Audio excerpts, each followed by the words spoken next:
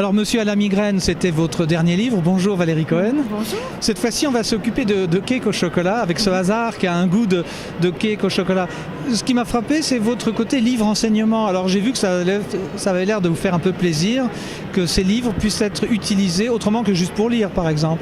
Ah, évidemment, moi si j'écris au départ parce qu'il y a une émotion, qu'il y a une transformation en moi suite à un événement, et après j'essaie de retranscrire tout ça en émotion pour les lecteurs. Si un lecteur me dit qu'au-delà du plaisir qu'il a pris à lire et à découvrir le livre, il a, de par le roman, avancé, tiré un enseignement et puis se poser des questions qui m'ont fait grandir, c'est bingo pour moi. Alors faisons le pitch du cake au chocolat. C'est une série de petites nouvelles avec des personnages récurrents ou pas.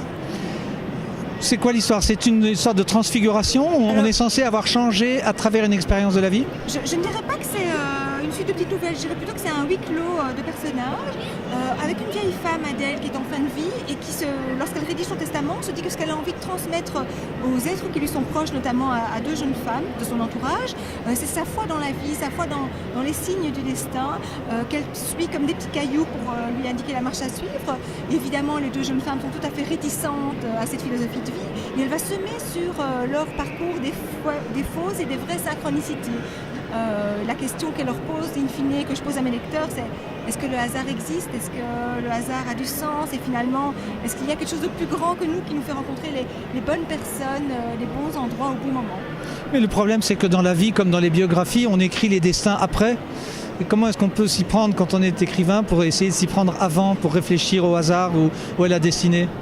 J'ai été régulièrement confrontée dans ma vie par des synchronicités extraordinaires, ne pas voir quelqu'un pendant 20 ans, penser à cette personne et puis recevoir un mail le lendemain, ou juste croiser sur ma route la bonne personne qui devait m'amener telle information.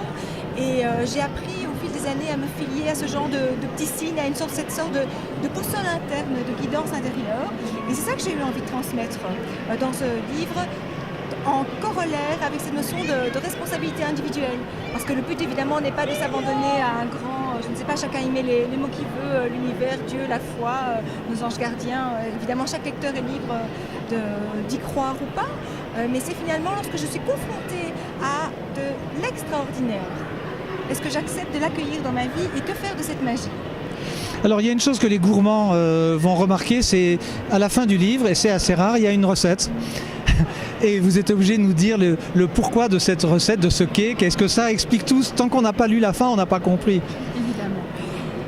C'était un petit clin d'œil tendre et affectif à ma maman qui génétiquement a dû être née pour faire ce gâteau au chocolat.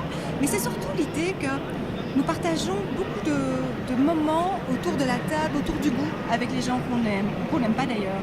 Et le goût n'est pas un sens qui est encensé, alors que lorsque tante Adèle n'est plus là, il manque son gâteau. Même si on a la recette, il n'aura jamais le même goût.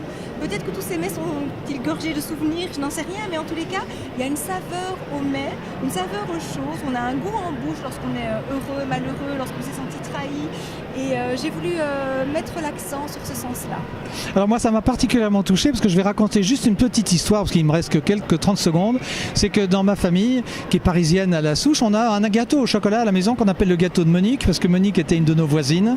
Et ce gâteau de Monique, qui est presque un 4/4 mais au chocolat, on va dire, on les met juste pas assez cuits, c'est-à-dire quand le couteau ressortait avec un peu de chocolat. Et on reprochait à ma mère que le gâteau était raté quand il était cuit à point. Et j'ai pensé à ça parce que je me suis dit, tiens, je vais essayer de faire le gâteau et je vais le cuire moins de 2 minutes pour voir s'il a le goût de Monique et le goût de Valérie Cohen. Merci beaucoup. C'est moi qui vous remercie. Et puis on salue Luce Vilquin, bien sûr, sur le stand de laquelle nous nous trouvons.